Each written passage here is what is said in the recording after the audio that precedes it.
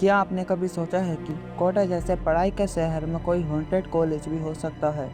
इस वीडियो में हम लेकर आए हैं कोटा के एक ऐसे कॉलेज की सच्ची कहानी, जहां रात होते ही सुनाई देती हैं अजीब आवाज़ें। कई स्टूडेंट ने क्लेम किया है कि उन्होंने एक लड़की की आत्मा को कॉलेज के कॉरिडोर में देखा है। सिक्योरिटी गार्ड ने भी रात की ड्यूटी छोड़ दी। क्या है इस हॉन्टेड कॉलेज का सच? क्या ये सिर्फ अफवाह है या कुछ और? जानने के लिए वीडियो को अंत तक जरूर देखें। अगर आपको हॉरर स्टोरीज पसंद है तो चैनल को अभी सब्सक्राइब करें। तो चलिए बिना किसी देरी के वीडियो को शुरू करते हैं। कोटा राजस्थान का वह शहर जिसे शिक्षा की काशी कहा जाता है, जहां हर साल लाखों बच्चे अपनी आंखों में सुनहरे भविष्य के सपने लेकर आते हैं। लेकिन उन चमचमाते कोचिंग सेंटरों और ऊंची इमारतों के पीछे एक ऐसा अंधेरा भी है जिसकी चर्चा कोई करना नहीं चाहता। यह कहानी किसी कल्पना की उपज नहीं है, बल्कि उन दबी हुई चीखों की गूंज है जो तालबंडी और जवाहर नगर के पुराने हॉस्टलों की गलियों में आज भी सुनाई देती हैं। आर्यन लखनऊ से कोटा आया था, एक मेधावी छात्र जिसका लक्ष्य आईआईटी बॉम्बे था। वह शहर की भीड़भाड़ से दूर एक पुराने इलाके में बने शांति निवास नाम के हॉस्टल में रहने आया। नाम शांति था, लेकिन उस इमारत की दीवारों से एक अजीब सी घुटन और बेचैनी छलकती थी। हॉस्टल का मालिक मिस्टर खन्ना एक अधेड़ उम्र का आदमी था, जिसकी आंखों के नीचे काले घेरे थे, जैसे वह सालों से सोया ना हो। जब आर्यन ने कमरा नंबर 304 की चाबी मांगी, तो खन्ना के हाथ हल्के से कांपे। खन्ना जी ने दबी हुई आवाज में पूछा, बेटा, क्या तुम्हें बाकी यही कमरा चाहिए? नीचे के फ्लोर पर भी खाली है। आर्यन ने आत्मविश्वास से कहा, नहीं अंकल, 304 टॉप फ्लोर पर है और वहां से बाहर का नज़ारा अच्छा दिखता है। मुझे शांति चाहिए पढ़ने के लिए। खन्ना ने बिना कुछ बोले चाबी थमा दी, लेकिन उनकी नज़रों में एक चेतावनी थी जिसे आर्यन समझ न सका। कमरे में कदम रखते ही एक ठंडी लहर आर्यन के शरीर से होकर गुजरी। कमरे की खिड़की से चंबल नदी का दूर का किनारा दिखता था। कमरा साफ था, लेकिन दीवारों पर पेंट की कई परतें चढ़ी हुई थी, जैसे किसी चीज को छुपाने की कोशिश की गई हो। कमरे के एक कोने में एक पुरानी लकड़ी की मेज थी, जिस पर किसी ने चाकू से खुरच कर कुछ लिखा था। आर्यन ने ध्यान से देखा, वहां लिखा था, वह देख रहा है। आर्यन ने इसे पिछले किसी छात्र की शरारत समझकर नजरअंदाज कर दिया, लेकिन रात होते ही माहौल बदलने लगा। कोटा की गर्मी में भी उस कमरे का तापमान अचानक गिर जाता था। आधी रात को जब पूरा हॉस्टल गहरी नींद में था, आर्यन को एक अजीब सी आवाज सुनाई दी, जैसे कोई गीले कपड़े को फर्श पर घसीट रहा हो। वह आवाज गलियारे से आ रही थी और धीरे धीरे उसके कमरे के दरवाजे की तरफ बढ़ रही थी। आर्यन ने जोर से पूछा, कौन है वहां? सन्नाटा छा गया, लेकिन अगले ही पल उसके दरवाजे के नीचे के गैप से एक काला साया गाढ़ा तरल पदार्थ अंदर आने लगा। आर्यन डर के मारे पीछे हटा। उसने लाइट जलाई तो फर्श बिल्कुल साफ था। अगले कुछ दिनों तक आर्यन को अजीब सपने आने लगे। उसे दिखता कि एक लड़का जिसकी आंखें पूरी तरह सफेद है, कमरे की छत से लटक रहा है और उसकी ओर इशारा कर रहा है। आर्यन की पढ़ाई पर असर पड़ने लगा। वह रात भर सो नहीं पाता था। एक शाम उसकी मुलाकात पुराने मेस वाले से हुई, जिसका नाम रामू था। रामू सालों से उस हॉस्टल में काम कर रहा था। रामू ने डरते डरते पूछा, साहब, आप 304 में रहते हो? आर्यन ने कहा, हाँ, क्यों? रामू इधर उधर देखते हुए बोला, साल 2020 की बात है। एक बच्चा था वहां, बहुत होशियार, आपकी तरह। उसे हर वक्त लगता था कि कोई उसके साथ उस कमरे में है। उसने हजारों बार वह यहाँ है लिख दिया था। एक रात उसने अपनी जान दे दी। पुलिस ने कहा कि पढ़ाई का दबाव था, लेकिन हम जानते थे कि दबाव कुछ और ही था। आर्यन का खून जम गया। उसका नाम क्या था? नितिन। और साहब, अजीब बात यह है कि उसका शव कभी मिला ही नहीं। बस वह गायब हो गया और कमरे में सिर्फ खून के निशान मिले जो छत की ओर जा रहे थे। उस रात आर्यन ने तय किया कि वह कमरा छोड़ देगा। उसने अपना सामान पैक करना शुरू किया। तभी उसे एहसास हुआ कि कमरे की लाइटें अपने आप मध्यम होने लगी हैं। उसे अपने पीछे किसी की भारी सांसें सुनाई दी। उसने पीछे मुड़कर देखा तो दीवार पर लगा आईना धुंधला हो गया था। उस पर किसी ने अंदर की तरफ से लिखा था, तुम अभी नहीं जा सकते। तभी अलमारी का दरवाजा अपने आप खुल गया। अंदर से एक सड़ी हुई गंध आई। आर्यन ने जैसे ही अलमारी में झांका, उसने देखा कि अलमारी के पीछे की दीवार टूटी हुई थी। वहां एक छोटा सा गुप्त रास्ता था। अपनी जिज्ञासा और डर के बीच जूझते हुए आर्यन ने अपना फोन निकाला और टॉर्च जलाई। वह रास्ता सीधे हॉस्टल के उस हिस्से में जाता था जो सालों से सील बंद था। जैसे ही वह अंदर घुसा, उसे सैकड़ों छोटी तस्वीरें मिली। वे सभी उन छात्रों की थीं जो पिछले 20 सालों से कोटा से गायब हुए थे। हर तस्वीर के नीचे खून से एक ही तारीख लिखी थी, आज। तभी उसके कान के पास एक ठंडी आवाज गूंजी, अगली तस्वीर तुम्हारी होगी। आर्यन चीखते हुए पीछे मुड़ा, लेकिन पीछे कोई दरवाजा नहीं था। वह उस अंधेरे गलियारे में कैद हो चुका था। आर्यन के पैरों के नीचे की जमीन जैसे बर्फ की तरह ठंडी हो गई थी। वह उस गुप्त गलियारे में खड़ा था, जहां दीवारें इंसानी चमड़ी की तरह चिपचिपी महसूस हो रही थी।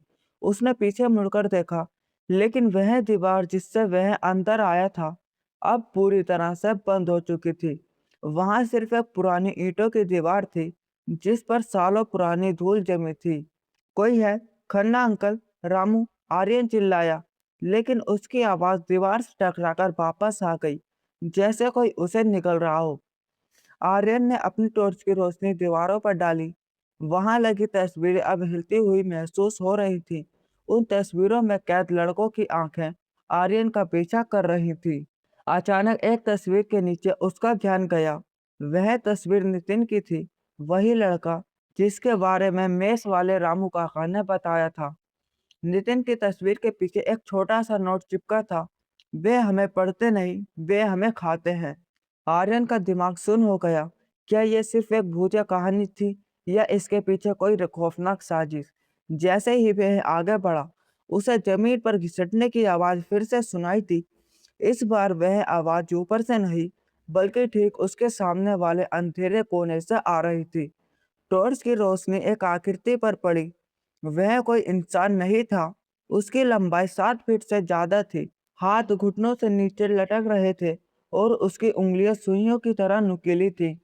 उसने एक फटा हुआ हॉस्टल का एप्रन पहना हुआ था, जिस पर शांति निवास का लोगो था।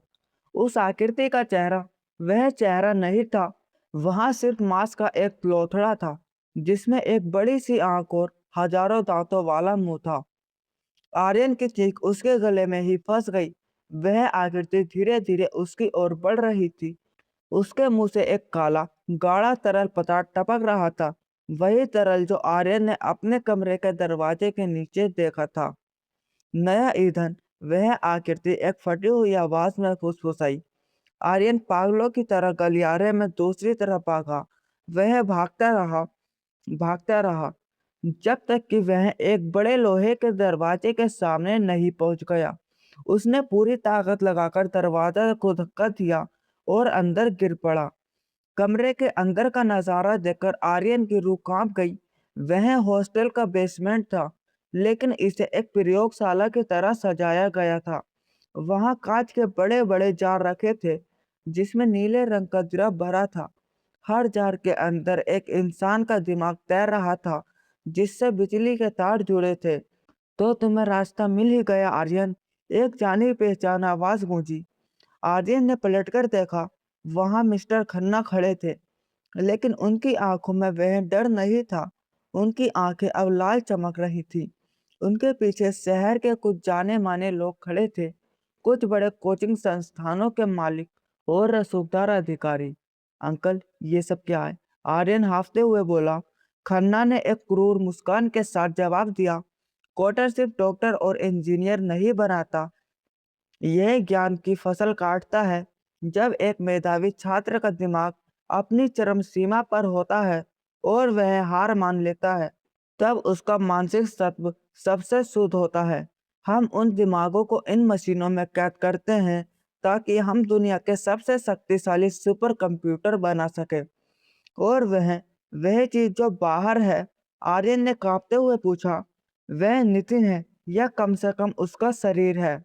जब हमने उसका दिमाग निकाला तो उसके शरीर ने खुद को एक रक्षक में बदल लिया। वह इस गलियारे का पहरेदार है। वह भूखा है आर्यन। उसे नए दिमाग की जरूरत है। आर्यन ने भागने की कोशिश की, लेकिन खन्ना के आदमियों ने उसे पकड़ लिया। उसे एक लोहे की कुर्सी पर बांध दिया गया। खन्ना ने एक लंबी सुई निकाली, जिसमें एक चमकता हुआ हरा द्रव था। चिंता मत करो, तुम्हारी मौत बेकार नहीं जाएगी। तुम्हारा आईक्यू बहुत ऊंचा है। तुम्हारा दिमाग हमारे प्रोजेक्ट ब्रह्मा का सबसे कीमती हिस्सा बनेगा। खन्ना ने आर्यन की गर्दन के पास सुई लाते हुए कहा। तभी पूरे बेसमेंट की लाइट झपकने लगी। गलियारे से एक भयानक दहाड़ सुनाई दी। वह रक्षक यानी नितिन का शरीर अंदर आ चुका था, लेकिन वह खन्ना के इशारे पर नहीं चल रहा था। उसकी आंखें खन्ना पर टिकी थी। नितिन के शरीर ने एक आदमी को हवा में उठा लिया और उसकी रीढ़ की हड्डी एक झटके में तोड़ दी।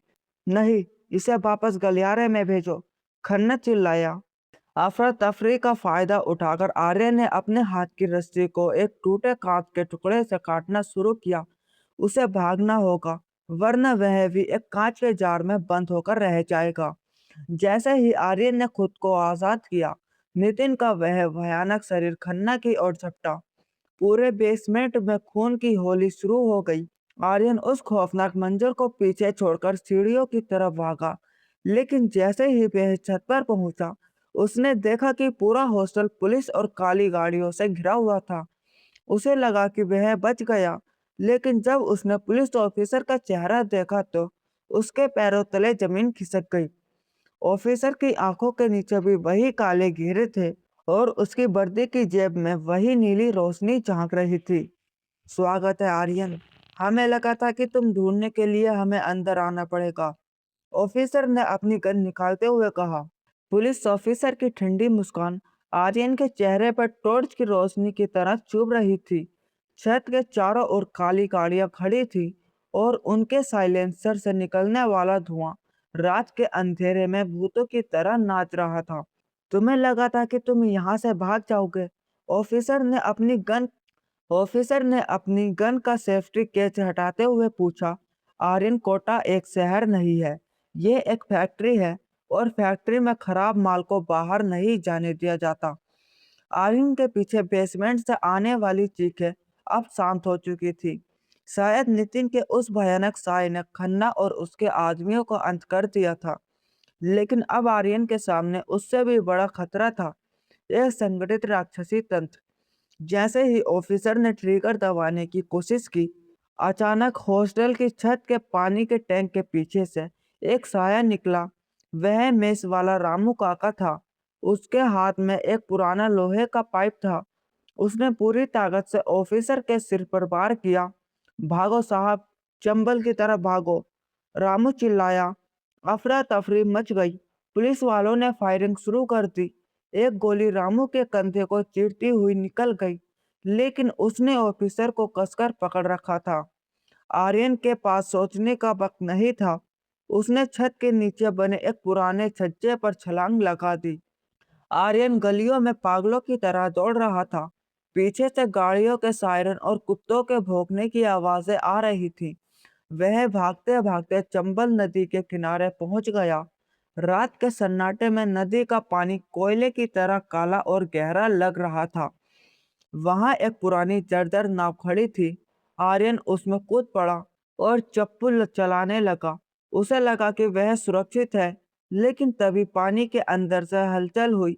नदी के बीचों बीच पहुंचते ही नाव अचानक रुक गई। पानी के नीचे से हजारों हाथ ऊपर उठे। वे उन छात्रों के हाथ थे जिनके शरीर को प्रेजर ब्रह्मा के बाद नदी में फेंक दिया गया था। उनकी उंगलियां नाव के किनारों को पकड़कर उसे नीचे खींच रही थी। हमें न्याय चाहिए, पानी के अंदर से एक सामूहिक फुसफुसाहट गूंजी। हमें अपना दिमाग वापस चाहिए। आर्यन ने देखा कि पानी की सतह पर हजारों चेहरे उभर आए हैं। उनमें से एक चेहरा नितिन का था, लेकिन अब वह कोई राक्षस नहीं, बल्कि एक मासूम लड़का लग रहा था, जिसकी आंखों से खून के आंसू बह रहे थे। आर्यन को समझ आ गया कि भागना समाधान नहीं है। यह आत्माएं उसे मारना नहीं चाहती थी, वे उसे जरिया बनाना चाहती थी। मैं तुम्हारा सच दुनिया को बताऊंगा, आर्यन चिल्लाया। मुझे वह सबूत दो जिससे यह फैक्ट्री बंद हो सके। नितिन की आत्मा ने पानी से एक छोटा सा मेटल का बॉक्स निकाला और आर्यन की ओर बढ़ा दिया।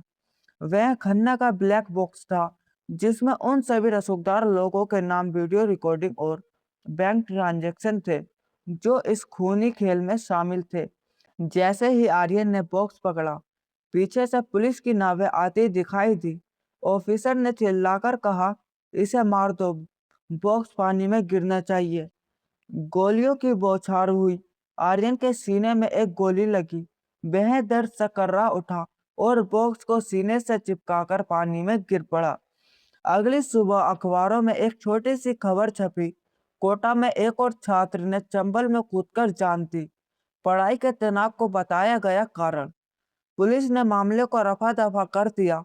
खन्ना का हॉस्टल शॉर्ट सर्किट की वजह से जलकर राख हो गया। शहर फिर से सामान्य हो गया। नए छात्र आए, नई उम्मीदें जागी। लेकिन कहानी यहाँ खत्म नहीं हुई। 2 हफ्ते बाद दिल्ली के एक बड़े न्यूज चैनल के दफ्तर में एक गुमनाम पार्सल पहुंचा। अंदर एक मेटल का बॉक्स था और एक पेन ड्राइव। जब यह वीडियो प्ले किया गया तो पूरे देश के होश उड़ गए। उसमें कोटा के उन सफेद पोश राक्षसों के चेहरे थे जो मासूमों के दिमाग का सौदा कर रहे थे। पूरे देश में हड़कंप मच गया। शांति निवास की जमीन खोदी गई, जहां से सैकड़ों कंकाल बरामद हुए। पुलिस ऑफिसर, कोचिंग माफिया और बड़े अधिकारी रातों रात सलाखों के पीछे पहुंच गए। आज भी अगर आप रात के 2 बजे कोटा की दीवारों पर अब कुछ भी लिखा मिलता है, लेकिन वह अब इतना डरावना नहीं है। आज भी अगर आप रात के 2 बजे चंबल के किनारे खड़े हो तो आपको एक नाव तैरती हुई दिखाई देगी। लोग कहते हैं कि वह आर्यन है। वह अब भी वहां पहरा देता है ताकि कोई और छात्र उस काले गलियारे में ना भटके। कोटा की दीवारों पर अब भी कुछ लिखा मिलता है, लेकिन अब वह डरावना नहीं है। वहां लिखा है, अब तुम सुरक्षित हो। लेकिन कुछ लोग कहते हैं कि लेकिन कुछ लोग कहते हैं कि वह प्रोजेक्ट ब्रह्मा का मुख्य सर्वर अभी भी कहीं सक्रिय है और वह एक नए दिमाग की तलाश में है। शायद आपके शहर में, शायद आपके पड़ोस में। दोस्तों, ये थी कोटा की रियल स्टोरी। मिलते हैं अगली वीडियो में, तब तक के लिए धन्यवाद। Good bye.